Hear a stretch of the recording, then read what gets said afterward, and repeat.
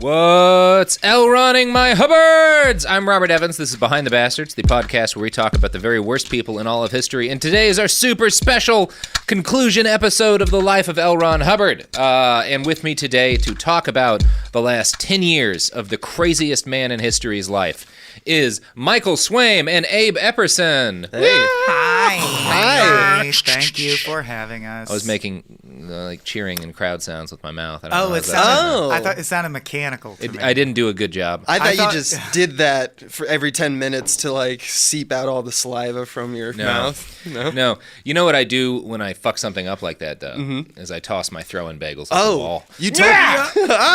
I was aware of the throwing bagel trope. I thought they were individually thrown. No, this was a three-pack, This is a 3-pack, yeah. He's angry. And they bounced right off the wall and back to me, so I'm rearmed with my throwing bagels. We're also in a room with dozens of panels you could have targeted. You targeted one right by someone's head.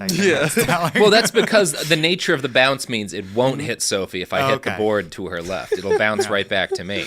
Yeah. I'm an expert at I love throwing that you those keep bagels. them contained in the bag, though, so your vigilanteism is at least kind. I didn't want to get crumbs everywhere. Exactly. Like you get ants and rats and stuff. That's how you get rats. Mm-hmm. Yeah, and I don't want rats inside the house. I only want rats in the houses of my enemies. There's only the government acceptable level of rat in this studio, and I appreciate that. Yeah, which is 5. Yeah, that's the max. Yeah. Same as peanut butter. Which is why there's so many rats. There's all the open peanut butter jars from back when I had throw-in peanut butter. They're trying to rescue their rat friends who were in the peanut butter jars. Yes. See, I have 5 rats at home, too, and I'm in like a ratatouille situation. So. Haven't seen that movie, but I think a guy cooks rats into food and then serves them to the people of France. Abe's eating rats. Abe's eating raw rats at home. That's what he's trying to tell you. Your version of ratatouille is the correct one. Well, I mean, the rent is too damn high in this town. We all have to eat the odd rat.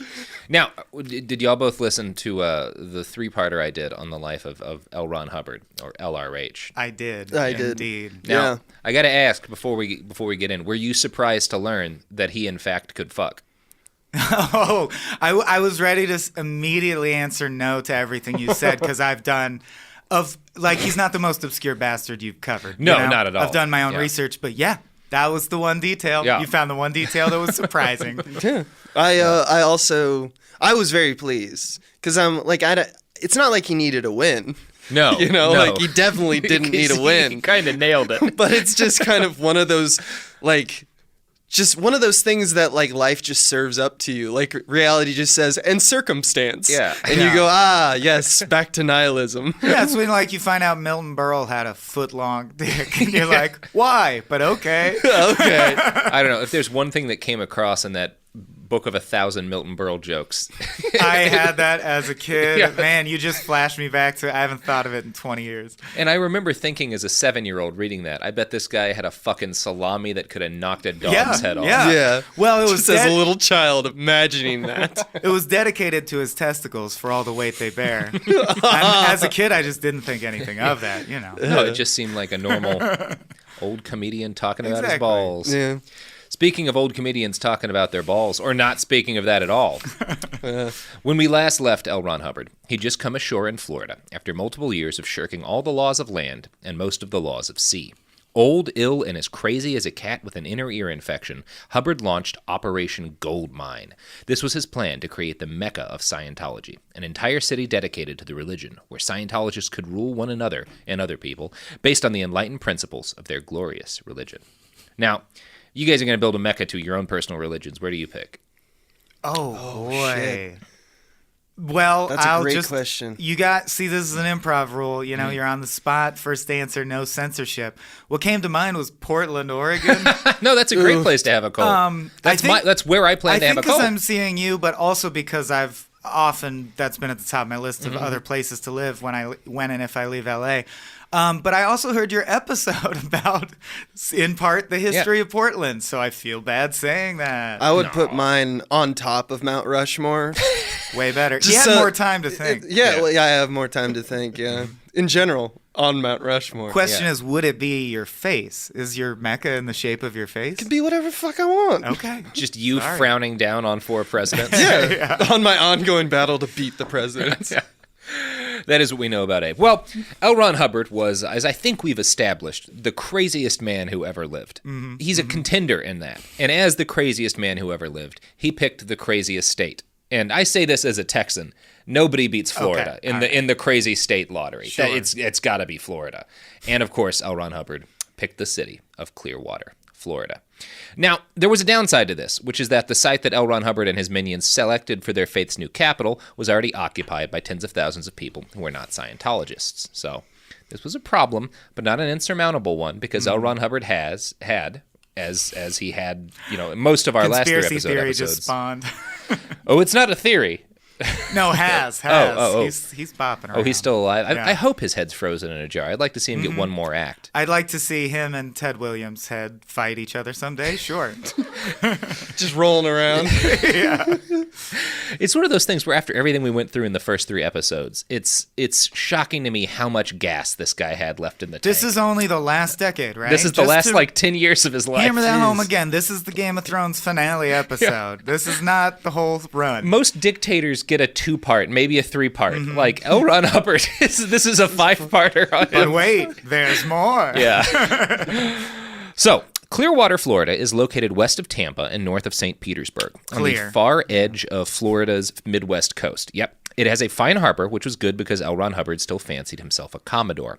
And as you pointed out there, Michael, the city's name Clearwater made it a perfect fit with L. Ron Hubbard's religious canon. Because, of course, clear is the state of being, like, highly Going evolved. clear. Yeah. It's the whole goal in the Scientology canon. In 1975, when a disguised L. Ron Hubbard arrived with his retinue, Clearwater was a sleepy retirement community. It went by the nickname Sparkling Clearwater, and a third of its 100,000 citizens were over 65. It was not a place that prided itself on hustle and bustle. The town's most prominent building was the old Fort Harrison Hotel, an increasingly decrepit monument to Clearwater's glory days. The hotel was empty and for sale. In October, the Southern Land Sales and Development Corporation purchased the old hotel. The local attorney who represented the building's old owners called it one of the strangest transactions he'd ever seen. The building's new buyers had paid $2.3 million in cash for the building, and the fact that they had $2.3 million in cash was literally all he knew about them. The buyers would not even admit to having a telephone number. Good little gold. I smell a grift coming. It's almost impressive they didn't run afoul of Disney operatives buying land out from Florida residents If there's to expand. any group like crazier and wealthier than the Disney Corporation in this period of time, it's the Definitely. Church of Scientology. Now it's Disney. I mean, we all have humans have a long history of just like, if you get enough people and put them in a spot, you can declare that yours. Yeah. Yeah. Which is exactly what I plan to do someday in Oregon. Like Get you a bunch of people. You guys saw that documentary, Wild Wild Country. Yes. Like that literally is my goal. Minus poisoning that town, probably. I saw the first 4 episodes. It's being the important. And I was like, it's kind of boring. They're not culty enough for my, the part of me that wants to watch it. And everyone said something happened. So now I know they poisoned a town. Good to know. They poisoned the shit out of a town. Yeah, we're past spoiler range. I think for they that. were That's kind good of to on the know. right, though. Anyway, let's move on past Depends that. on the town. Yeah. Less than a week later, the Southern Land Development Corporation bought another of the city's landmarks, the Bank of Clearwater building. They paid $550,000, again in cash. Now, residents started talking after this, and they talked even more when a strange old man in a green jumpsuit showed up in town and publicly announced that the Southern Land Company would be leasing the buildings to a group called the United Churches of Florida. He claimed that the United Churches would host religious meetings and seminars there. Now, this perplexed local journalists. They could find no records anywhere of the United Churches of Florida ever existing. This was because there was no United Churches of Florida, or Southern Land Development Company for that matter. Both organizations were, of course, fronts for the Church of Scientology. On December 5th, L. Ron Hubbard officially announced Project Power 3, a.k.a. Operation Normandy. I shave with that. It gets really close to the grain. It's got nice. those 3 It's blades. smooth. Yeah. You say that with a full beard. Yeah. Look, No one at this table shaves regularly. the literature they handed me made me understand that I am clean shaven. The Scientology razor works. This is just my sin coming out of my face. Yeah, he's clear shaven. I'm gonna get it audited away. Yeah. Yeah, you're shaved on the inside, which is where Exactly. it counts. Yeah. Little hairs, little thetans, it's all the same stuff. Now, the purpose of Operation Normandy was, quote, to fully investigate the Clearwater city and county area so we can distinguish our friends from our enemies and handle as needed. Hubbard's overall plan to accomplish this was, quote, to locate opinion leaders, then their enemies, the dirt, scandal, vested interest, crime of the enemies with overt data as much as possible. Then turn this over to United Churches, who will approach the opinion leader and get his agreement to look into a specific subject, which will lead to the enemy's crimes. United Churches then discovers the scandal, etc., and turns it over to the opinion leader for his use. Ops can be done as a follow-up to remove or restrain the enemy. So, wow. Just gets right into it with how do we deal with our enemies that we're gonna make. That's his tool is to blackmail so quick. Like he doesn't, like someone introduces you by pointing him across the room at a party like, oh yeah, that's my friend Elron. He's got dirt on you. Damn, that was fast. Yeah. I mean, he's like in his 60s at this point. He's experienced. He knows, he doesn't pussyfoot around. Like it's time we're going to make enemies, so we need a plan to destroy them. Our mob boat has reached land. Begin discovering everyone's sins. You know, in like video games where you're supposed to like, you have like offense and defense and you have to power them both up. He's done this enough to know he's like, well, it's good to be ahead of the curve on the defense. Yeah. He's been playing for a long time. Yeah, exactly. Now, one of these enemies was a reporter for the Clearwater Sun named Mark Sableman. Mark had been sniffing around the church's operations in Clearwater and had revealed some evidence that suggested the United Churches were really the Church of Scientology.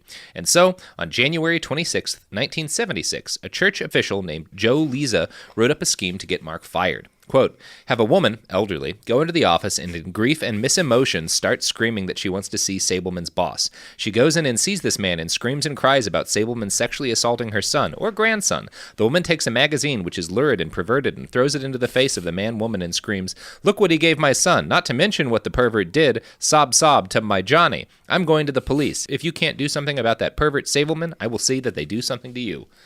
So, journalist reveals the very basic detail that they're secretly buying up land. I see where this is going. Yeah. And that at one point in time, sob to my Johnny was a phrase. That's literally how it's written. Yeah. Sob to my Johnny. Yeah. That's like a song you would hear at the sock hop. Or like it could be kind of like a greeting too, like sob to my Johnny. That should be your top for next episode. Sob my Johnnies. What's sobbing my Johnnies? There you go. There we go. Yeah. Throughout later 1975 and early 1976, Clearwater flooded with young, uniformed Scientologists. They began renovating the church's new acquisitions downtown. Their presence was strange and discomfiting for locals, since the newcomers refused to answer questions on who they worked for and what they were doing. Hubbard himself supervised the construction efforts from 5 miles away, in a condominium complex in the nearby town of Dunedin. During his few visits into Clearwater, he posed as a photographer. His initial plan was to sneak into a respected position in local society by posing as a photographer, taking pictures to encourage local tourism. In a letter to one member of the Guardian Office, which was the trunk of the Church of Scientology aimed at protecting L. Ron Hubbard, he wrote, quote, taking pictures of beautiful Clearwater is the local button. My portrait of the mayor will hang in the city hall. Never fear. Okay. So pretentious. First of all, it's clear that he was like, well, I'm not going to live there. Find me the nerdiest sounding town. Yeah, I got to live in a J.R. Tolkien named town. Yeah. I am Elrond, after all. Yeah, he is. Elrond and Dunedin. Yeah, he's an elf who collided with a space telescope, L. Ron Hubbard, right? Which actually just turns out to be an orc. But secondly, is he allowed back on land? I thought he was going to get arrested. Oh yeah, at any no, time. he's not allowed. That's why he's always in disguise and hiding. So he's like on the. I mean, because I thought the boat was his sort of final solve for evading the law. But even in this late stage, he's like, I'm risking it. He's risking it now. Okay. He's being hidden at this point. He has a whole team of people. The Guardian Office is just there to keep people off his back. Which would sound silly if you hadn't just dropped the KKK episode where they're like the exalted Cyclops. Oh yeah, and the King Kleagle. Oh, the Clavey. Yeah. The Clavies, my Clavies. Unfortunately for L. Ron Hubbard, the mayor of Clearwater had no interest in being photographed by a strange old man. He was deeply concerned with this army of anonymous invaders. At one point, he reached out to the United Churches and said, quote, I am discomfited by the increasing visibility of security personnel armed with billy clubs and mace employed by the United Churches of Florida. I am unable to understand why this degree of security is required by a religious organization. Whoa. UCF, more like UFC, am I right?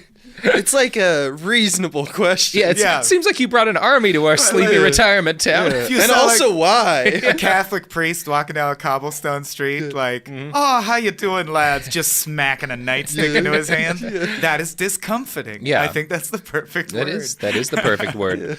It became clear that the Scientologists would need to stage a reveal of their organization to the people of Clearwater.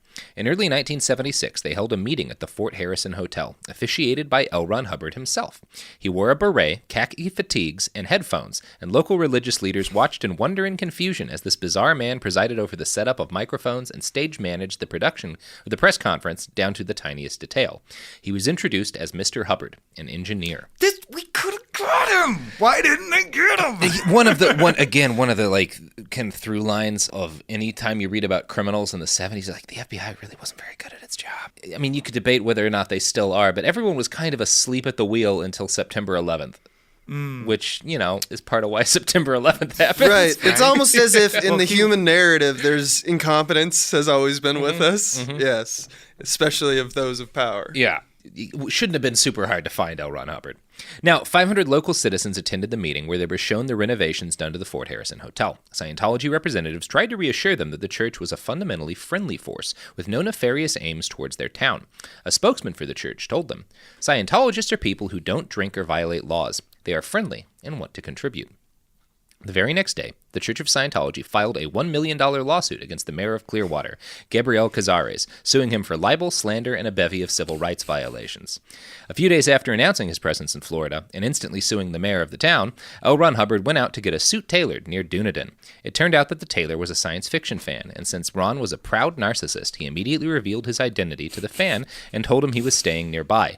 The news percolated through the local rumor mill, and before long, it was common knowledge that the prophet of Scientology was hanging out in Dunedin rather than Clearwater. Now, at the time, there were numerous pending lawsuits and investigations against the church, and the fact that Hubbard's location had been revealed by himself made him incredibly paranoid. Within days of revealing himself to Clearwater, he and his entourage fled 1,200 miles north to Georgetown.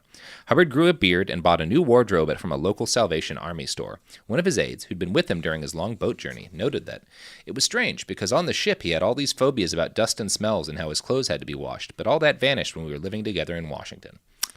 So he goes boho. Kind of an Assange arc for him. Yeah, he had like a second religion family. He had like two secret. Yeah.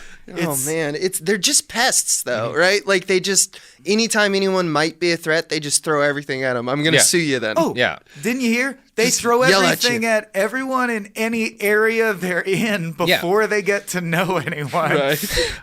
Yeah, it's how you react to threats when you have infinite money and is just a lunatic. And I think it's a sign of your own. Like I feel like from your previous episodes too, he walked around with a lot of darkness inside him. Like there are some people who I think have done horrendous things, and it really goes off them like water off a duck's back. His just sheer obsession with, well, everyone's got dirt. Everyone's got skeletons. The trick in life is just to find the skeletons first. That's the act of someone who's like, yeah, I have the most skeletons. I have so many skeletons. This is preemptively throwing skeletons. I kidnapped my own baby. And if you say anything about these skeletons, I'm going to create new skeletons. It's also incredible that he... I wish I could have been there in his head in the moment he's leaving the tailor's office when it turned from like, it was nice meeting a fan. I shouldn't have done that. Oh, L, that was real bad, L. all the crimes you've been committing. Yeah. Wait a minute. Lil Ron. Lil Ron. So he grows to Georgetown and grows a beard, like we all do at some point. Now, while Hubbard hid out in Georgetown, he continued to direct a variety of clandestine operations down in Clearwater. His main goal was to unseat Gabriel Cazares, who had grown into a figure of almost Luciferian importance to the Scientologists. And get that portrait. He still wants that portrait. He still wants that portrait, yeah. They were really worried about his moderate concern about them taking over his town with a paramilitary security force.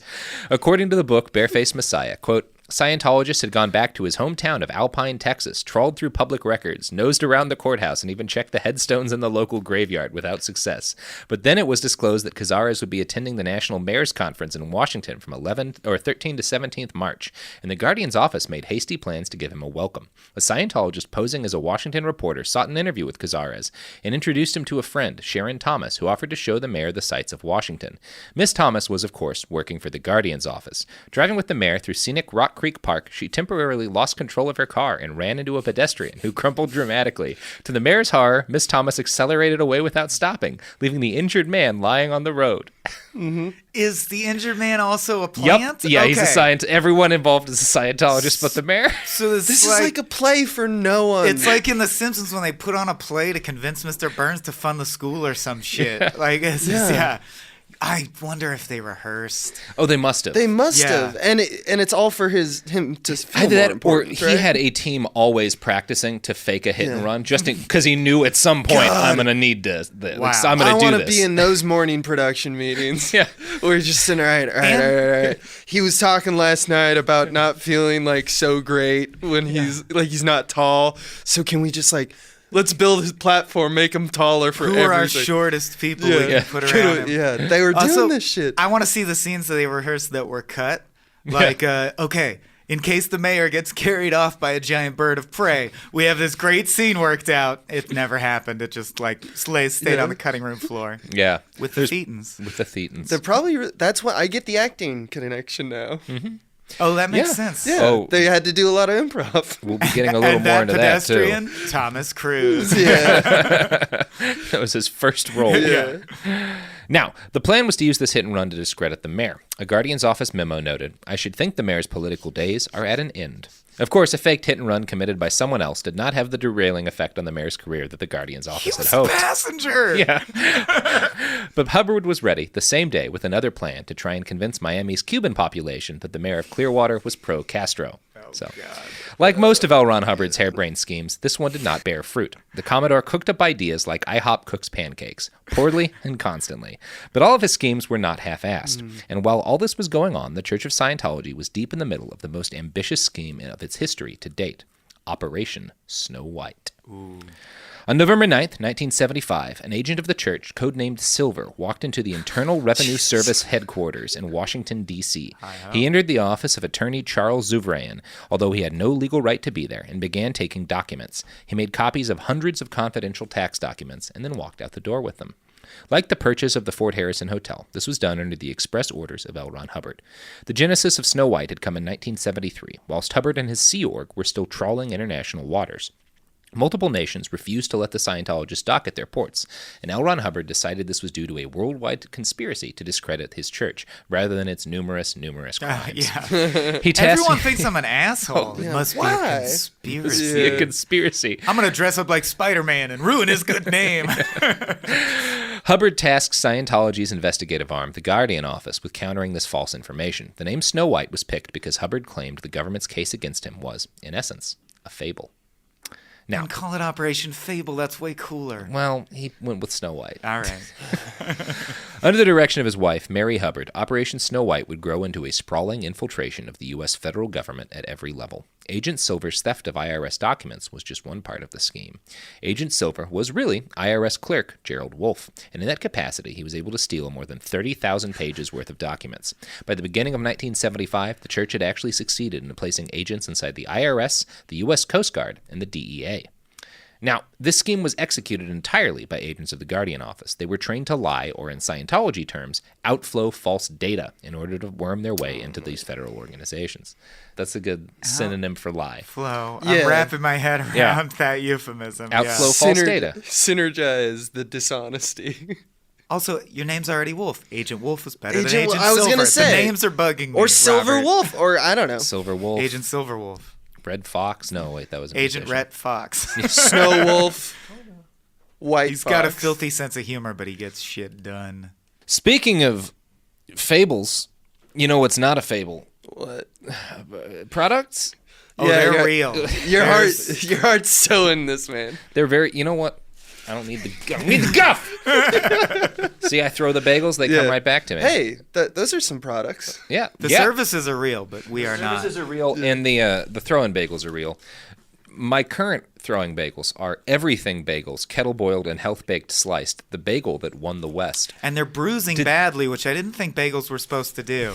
The bagel that won the West. I didn't know that. Yeah. Did these wipe out the Cherokee? Yeah. Are these genocide bagels that I'm throwing on the wall? I mean, they're everything, so they're definitely genocide, plus, I guess, everything else. That's not cool. Thousands of American bison died with those bagels embedded in their skulls. Sophie, I want bagels that didn't commit genocide. Fair. Yeah, fair. Also, these expired February 25th. So I want fresh throwing bagels. Actually, the expired ones work a little bit better. So, check out these ads.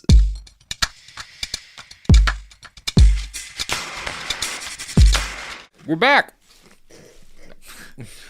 I shouldn't have come back when I was eating. Yeah, right when you popped Well, it you in fully your mouth. control when you come back, so that was your choice, and you should live with it. That's number 3 for those keeping track. I hit some equipment with that one, but Daniel says it's fine. We've returned from examining the ads, And examining the antiquated woodworking tool, and I, for one, will purchase one. Yeah, delicious products or services. Now, what's not delicious is the throwing bagels that apparently are genocide bagels. Yeah, I think they're genocide bagels. I would like to apologize to genocide victims for throwing genocide bagels. I've heard a lot of words in my time on this earth. I've never heard the combination tasty genocide. I mean, I don't know. I don't eat bagels. I just throw them, so I don't know if they're tasty. I can say these are the bounciest of the bagels. Oh, I've you're not tossed. even vouching for these bagels as edible? That's why they're throwing bagels, Okay, Michael. all right. Yeah. I assumed a throwing bagel could sort of retire and end its life in my little mouth. Is that not a possibility? I'm not going to say you can't, but that's not their purpose. Okay. They're everything bagels, so you can do anything with them. This bagel is my everything now. including genocide. Yeah. Yes, unfortunately. I guess, yeah, they really are Well, everything if a bagel's bagels. everything, it's all good and all evil. It's all good and all It's evil. all on there. Yeah. That bagel both invented the seatbelt and killed John Benet Ramsey. And Everything. And is the spirit of Christmas. And is the spirit of Christmas as well as the spirit of St. Louis. And is that right-wing college kid who led the campaign against wearing seatbelts and died in an accident that he would have lived through if he had worn his seatbelt. It's all in the bagel, people. We've gotten too invested in the philosophy of what an everything Yeah. bagel is. The cream cheese is Hitler. I don't ask why. It's always been that way. I think we can all agree on that. All right, let's get back this to bit? L. Ron Hubbard's life. It's a little bit of bagel. It's a little bit of bagel. So, the Guardian Office agents were infiltrating, all these federal agencies, the IRS, the DEA, the Coast Guard.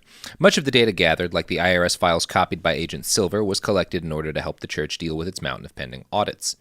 At this point, it was not a religious institution in the legal sense of the word, but it was still refusing to pay taxes, so the IRS was not super happy. So it still had not secured the religious exemption? No, that wasn't until much later. Now, the Guardian's office also used their connections to the U.S. government to dig up dirt on their political enemies, particularly journalists who dared to write about them. According to the L.A. Times, quote, "The Guardian office saved the worst for author Paulette Cooper of New York City, whose scathing 1972 book, The Scandal of Scientology, pushed her to the top of the church's roster of enemies. Among other things, Cooper was framed on criminal charges by the Guardian office members, who obtained stationery she had touched and then used it to forge bomb threats to the church in her name. 'You're like the Nazis or the Arabs. I'll bomb you. I'll kill you,' warned one of the rambling letters. The church reported these threats to the FBI and sent the fury of the Bureau crashing down on poor Paulette Cooper. She was indicted by a grand jury for making bomb threats and for lying under oath about having made the bomb threats. The truth did eventually come out, but it took 2 years and cost Paulette $20,000 in legal fees and $6,000 in psychiatric treatment." Wow. Now, Hubbard actually hated Paulette enough that he had the Guardian's office dedicated an entire operation to destroying her, codenamed Freakout. I found an article where she recites a small list of the things they did before reporting those fake bomb threats to the FBI. What are you doing at work Here we today, go. honey? We're destroying this one woman's We're life. destroying this lady. She wrote a book. Yeah, we're in Q2. I'm hoping by Q4 she'll be contemplating dead. suicide, That's the goal. We all get a bonus if it happens before Q4. Also, but did the agents who infiltrated the IRS like 99% of the time, have to just keep up their cover by doing think tax so. returns? I think so. I want to know if a Scientologist operative ever just processed my taxes by chance. Well, not if you were filing taxes in the late 70s. Yeah, maybe. Yeah. I have a very bad tax cheat, which is I've been filing taxes since before I was born. I'm hoping it'll pay off. I'm going to stop paying taxes early. You wanted to stay in the plus column. Here's Paulette Cooper. Quote, I soon got used to telephone death threats, harassing calls, and lawsuits. I was occasionally followed, often conspicuously as if to upset me, and people seemed to be trying to gain access to my apartment. Then, in the basement of my small building, I discovered alligator clips on my phone wires, likely the remnants of a phone tap. Next, my cousin, who was also short and slim like me, was in my apartment alone when a man arrived with a flower delivery for me. When she opened the door, the intruder pulled a gun out of the flowers and put it to her temple. Fortunately, the gun jammed, misfired, or was empty. The man then began to choke her, and then when she pulled away and screamed, he ran off. The police said afterward that they were mystified because there appeared to be no motive for the attack. I quickly moved to a safer doorman building, but soon afterwards, 300 of my new neighbors received an anonymous smear letter about me, outrageously describing me as a part-time prostitute with venereal disease. They really showed control with the part-time, though. They're like, don't drag her through the Not a full-time. Yeah. Wow. Yeah, that's a... Mike, that's a hit. The reason why they choose part-time too is that they're like, she can't even be a full prostitute. That's a different way to take it. She hasn't but made you know varsity. it's the one they took. Yeah, She hasn't made varsity sex work yet. Yeah, she can't entirely subsist off of that. Yeah. So she's got to do the writing books about Scientology thing as an off gig. There's just worse lies and worse lies. Yeah.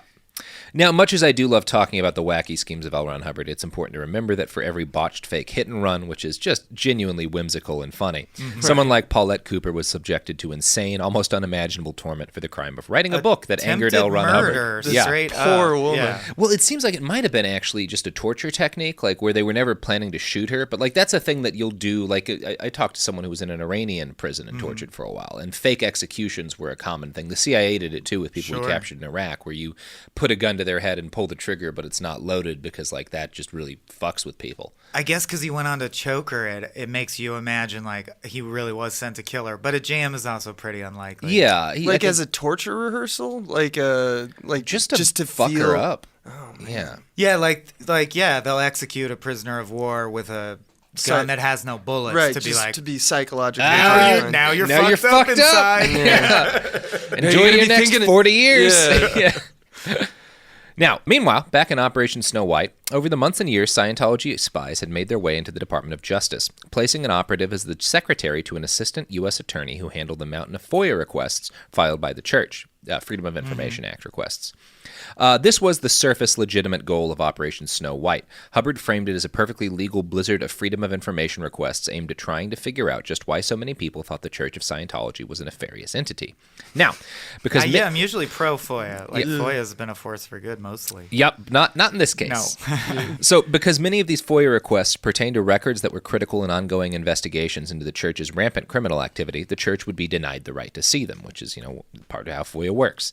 The Church's man in the Justice Department would be able to know when they were okay, well, they requested this document, it's being denied, and so he would get a copy of the document they were getting denied and then smuggle them out to church authorities. So this is why they were placing guys in the DOJ. What sent everyone was on. Yeah, exactly.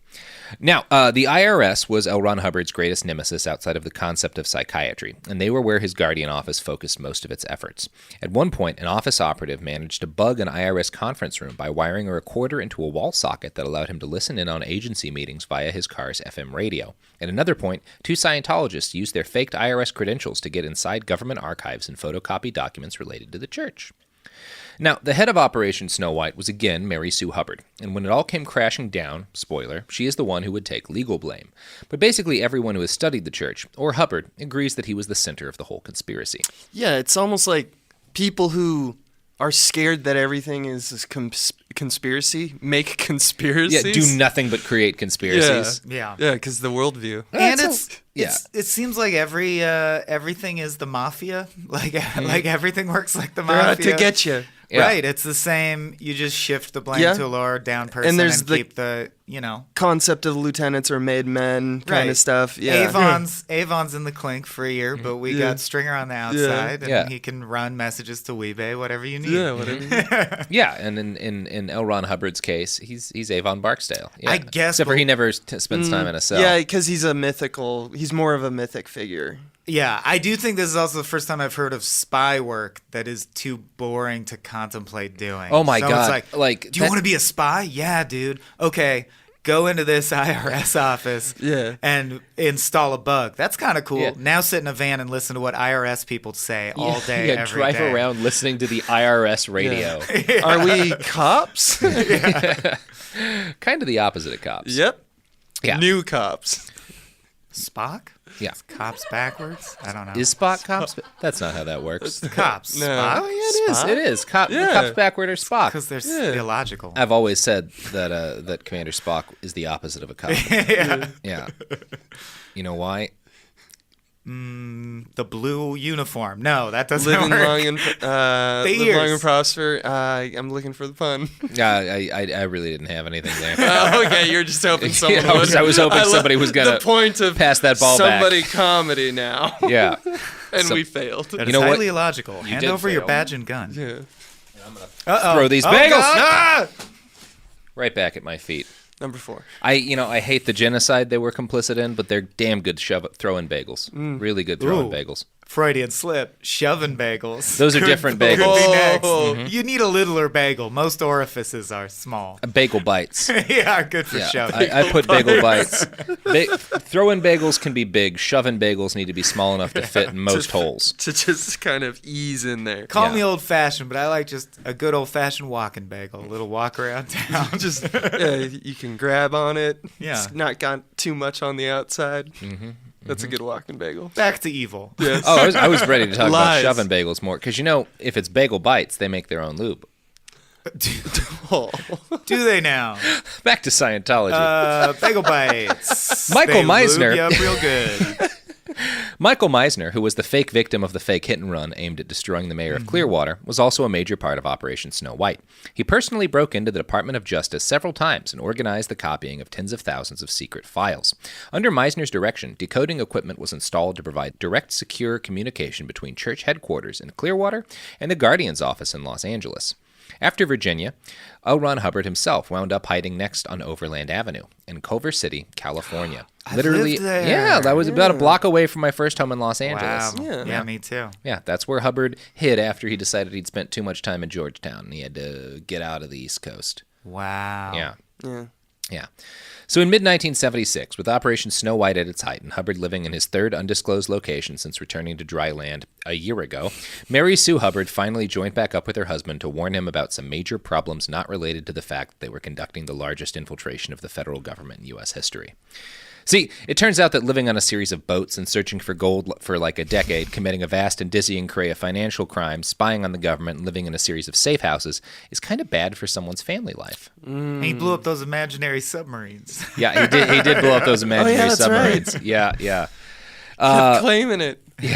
And didn't the racist guy do it too? Yes. Yeah, the guy who made George white Lincoln power, Rockwell. yeah. They made the same lie. What? So it's almost like there's a It's continuity of liars Yeah. and like wanting to be awesome and making your own myth. You know that song "Everybody Wants to Rule the World"? Mm-hmm. It's like that, but with blowing up a Japanese submarine. Yeah. It's like cred in those circles.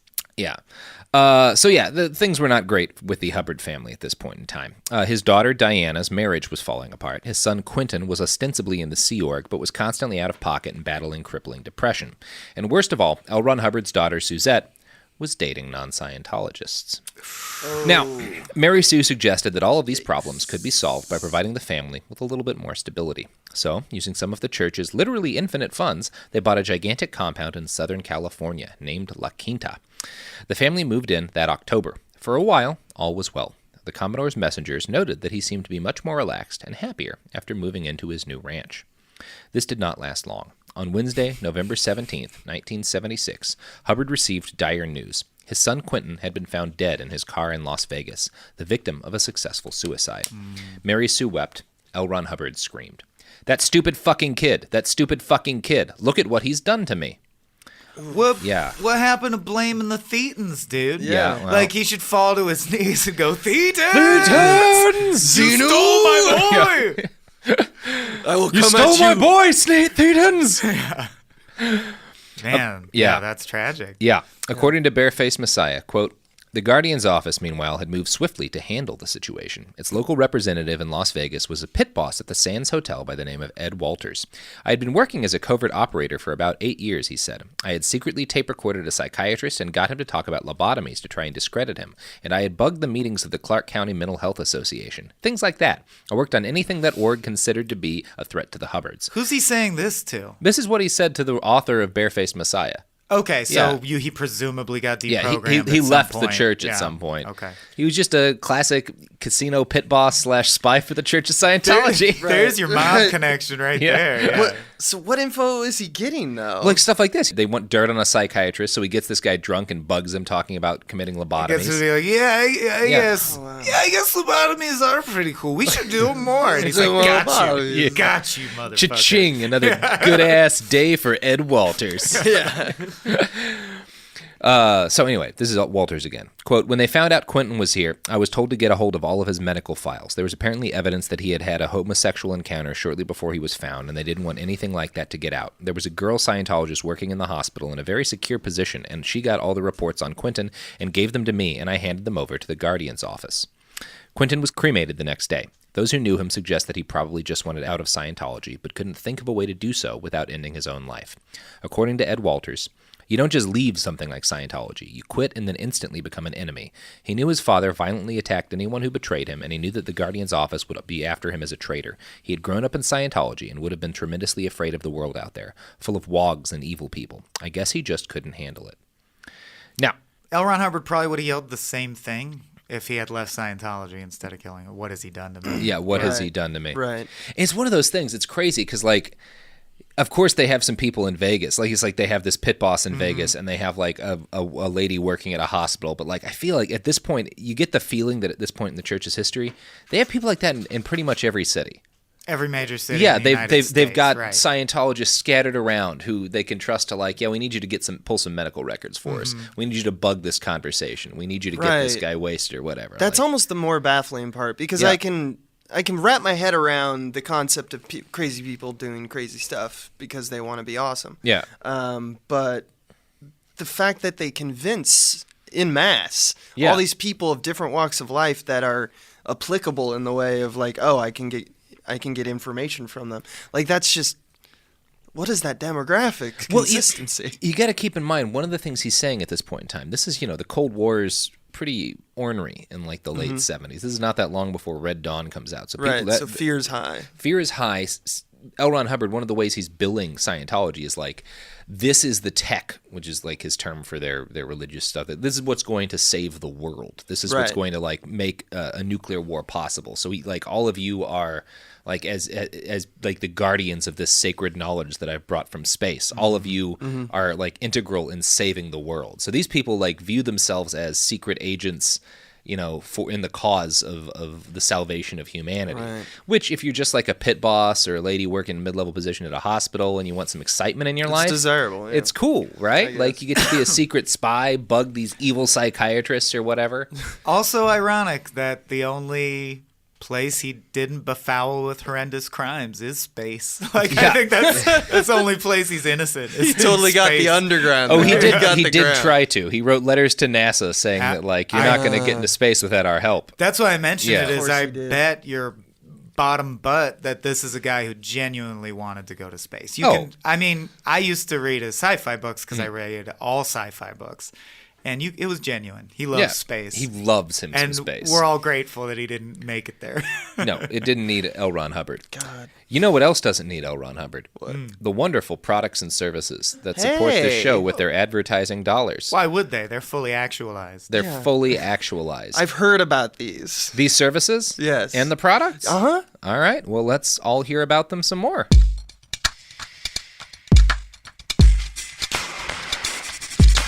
We're back. Now, I want to be clear here. When I quoted Mr. Walters earlier, he said that L. Ron Hubbard's son was scared of a world filled with wogs and evil people. Now, my Australian listeners will note that the word wog is a racial slur in that country, but it also has a totally separate meaning in Scientology. So Walters was not being racist against anyone there. L. Ron Hubbard used the term wogs to refer to normal people who were not members of his sweet-ass space cult. He defined a wog as, quote... Like muggles? It means like muggles. It's muggles. And it sounds like muggle. Yeah, it is.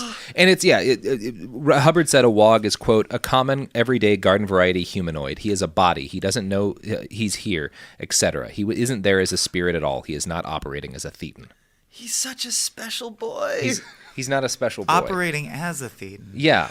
I But he still don't needs even, to because be. I thought you were trying to get rid of the thetans. Well, but you are a thetan too, right? I think. Okay. So, like, you're not operating, you don't realize you're a space ghost and try to inside a meat sock. Yeah. And There's good thetans and there's cheating thetans. I think. So, and you're saying they had locations all across the U.S. at this time. Oh, yeah, they're fucking everywhere, it man. sounds like Oh, there's yeah. space ghosts Coast to coast. Ah.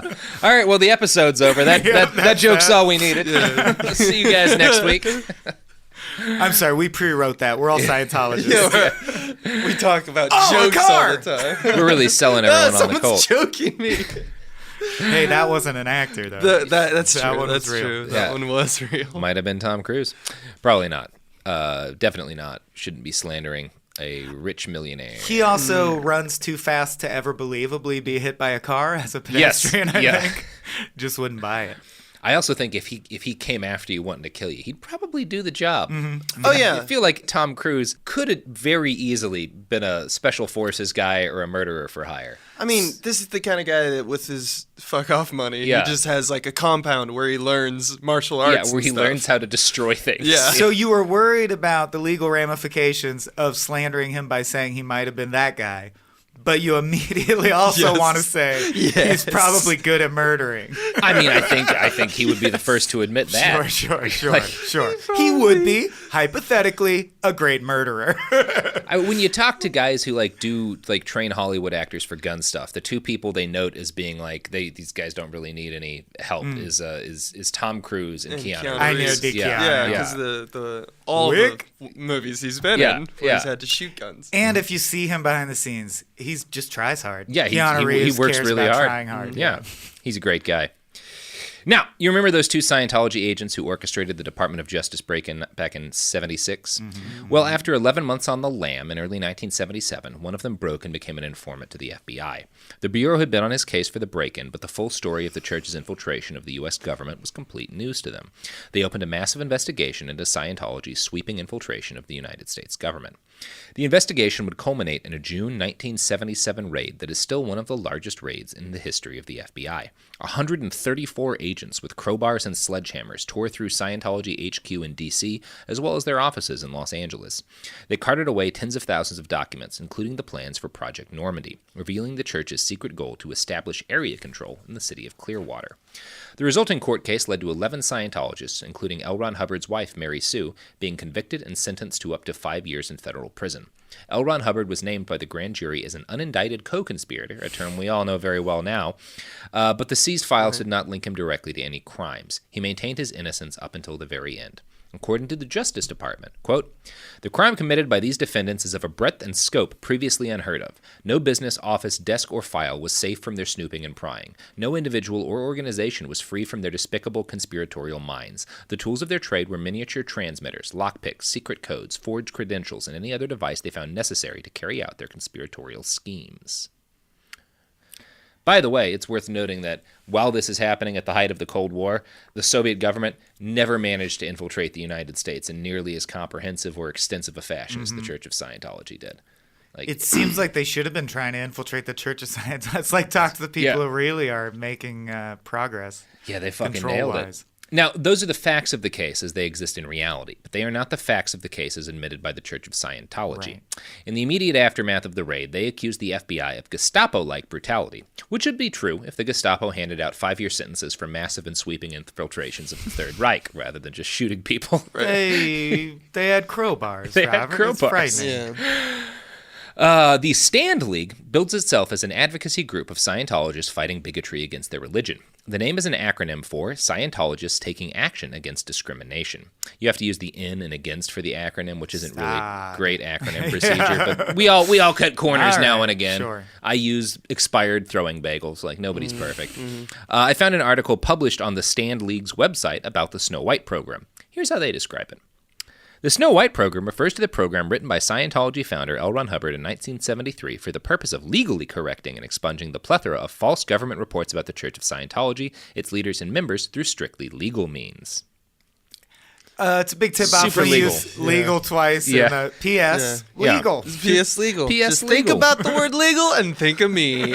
Yeah, the Stand League asserts that L. Ron Hubbard did not remotely contemplate anything illegal. Of course not. Who's Famous law follower L. Ron Hubbard. Who's got 2 thumbs and is legal? This guy. Yeah. I gotta get back on my boat now. I'm going to kidnap my baby again. No collusion. Oh, my wife, though. Damn, it sucks how she sucks. Yeah, that's rough. Yeah. Now, it Mary is Sue. impossible to disprove that to a point of certainty, which is why L. Ron Hubbard himself was never convicted of anything. But I want to emphasize this. Come the fuck on. We all know all of this is known information. It's true. Now, we're not done with the story of L. Ron Hubbard yet, and in our next episode, which I'm very excited for, we're going to talk about the last phase of his life, where he became an auteur filmmaker and a singer. Hell yes. Hell yes. Hell Can yes. you believe LRH has this I'm much so gas hyped. left in the tank? Does it I'm even so involve hyped. Battlefield Earth? Oh, yeah. Okay. Oh, buddy. Oh, okay. Does it involve Battlefield Earth? Wow. Yeah. What a juicy treat at the end of so many people come on the show and at some point in the hour go, yeah, this has been really depressing. Thanks for having me.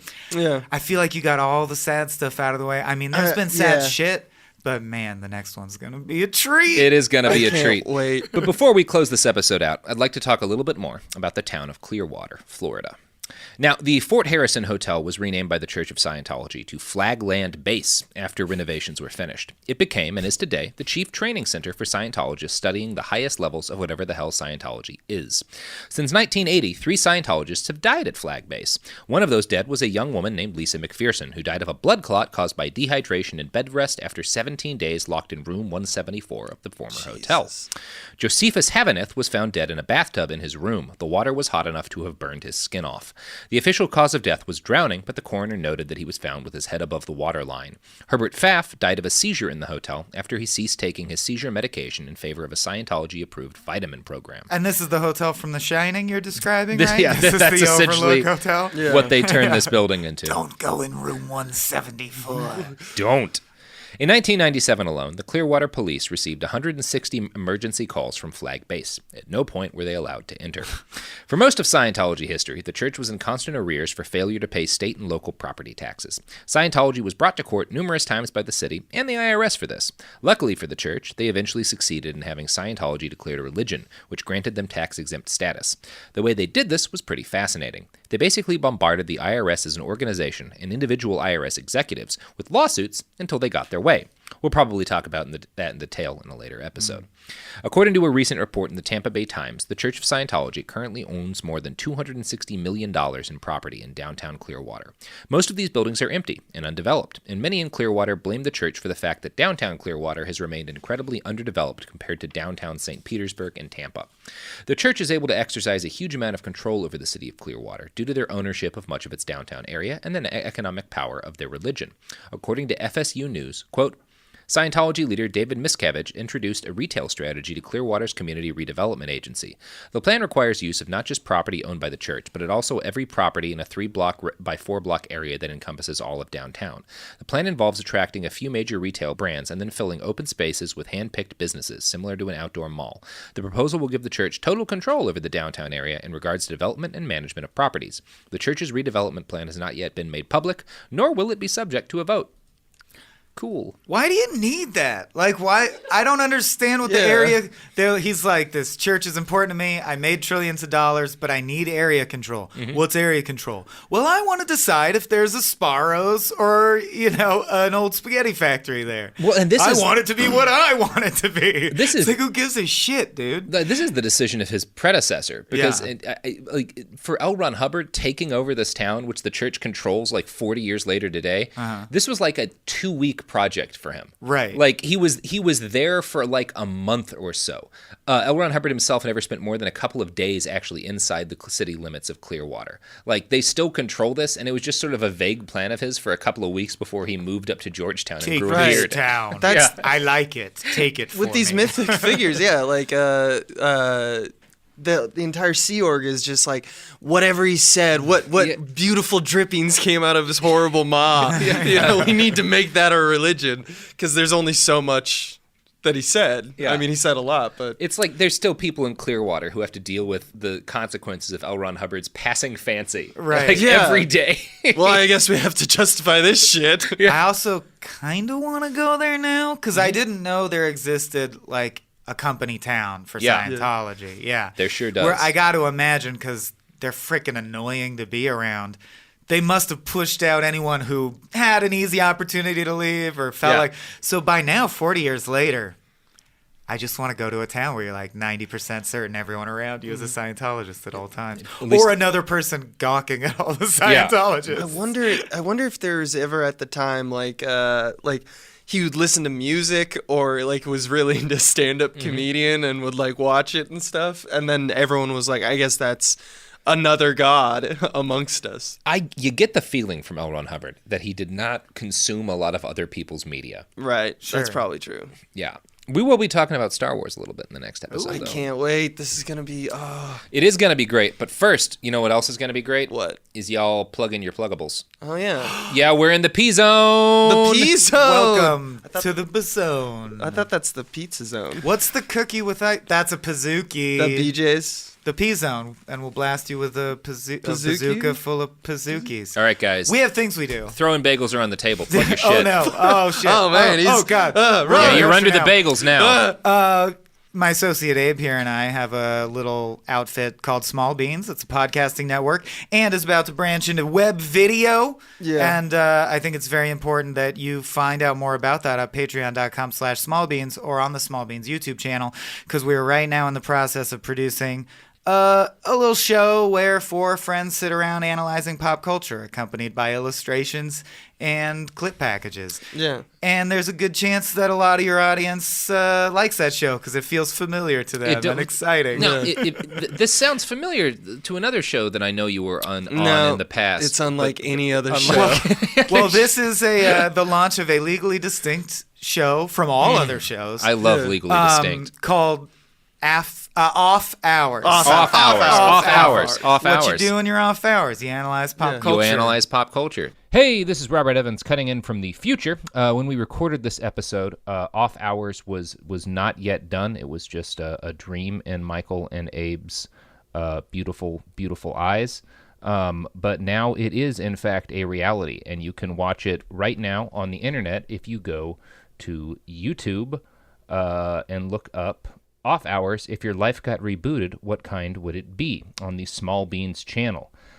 Please check it out. Off Hours. If your life got rebooted, what kind would it be? It's a fun show. It's important to me because all of my friends are involved, and because internet comedy, if you don't know, is having some hard times these days. And Michael and Abe and a good group of many of my former coworkers, who are all great people, are trying to keep it alive, keep it user supported, avoid having to do ads, avoid a lot of that mess, and try to make beautiful content that makes people laugh and makes the world more bearable. So please go to the Small Beans channel on YouTube. Check out the first episode of Off Hours, share it with your friends, donate to Small Beans, and keep the world laughing. That's all I do in my Or off you hours. Research horror. The reason we chose that name is because the acronym is O, like, I might want to watch this. And then F, fun. F, friends. Fun with friends. Fun with friends. Oh, fun with friends. And it's, after your work hours. Yeah. So like It is after after your work. hours would have worked too. Yeah, you when can watch I- it after hours if you It's want. the kind of thing I would watch when I put down my throw-in bagels for the day and I pick up my relaxin' bagels. Right, yeah. Just unwind with the soothing dulcet tones. I am pitching a Frasier episode that I think will convince you to throw a bagel or two at the screen. Okay. Yeah, he might be bad, Yeah, Frasier might be bad. guys. So many surprises like that and more at patreon.com/smallbeans. Small Beans. All right. you. I'm Robert Evans. You can buy a shirt TeePublic, Behind the buy Bastards. shirts. You can buy You shirts. buy shirts now. You can also just buy shirts in other places if you want a shirt. It's legally required in many outdoor areas in the United States because of the fucking president. Or you can listen to my other podcast, It Could Happen Here, if you want to be sad. It will make your day worse with knowledge. Listen to it. And I have a Twitter and an Instagram, @BastardsPod. Well, Sophie runs both of those. I don't understand Instagram. It frightens and confuses me. But you can look at those things. They exist. They're in the world. We have a website, behindthebastards.com, where you can find all the sources for this, including Barefaced Messiah, which you can find free online. I think it's out of copyright. I don't know. I did buy a copy of it, but you can also find it for free online Just without wanted to torrenting increase the it. chance the church got a little of your money. Yeah. Well, no, they don't. They didn't publish that book. Yeah. They do not That's like true. that book. They hate the book. Yeah, it's a hell of a read though. Like speaking of cutting room floors, as we were earlier, the number of LRH stories that I didn't include in this podcast just because I couldn't make a 14-hour podcast Right. about L. Ron Hubbard, fucking wild. Anyway, I'm gonna throw some bagels. Y'all continue your commute or your poop. Yeah. Number 5. The episode's over.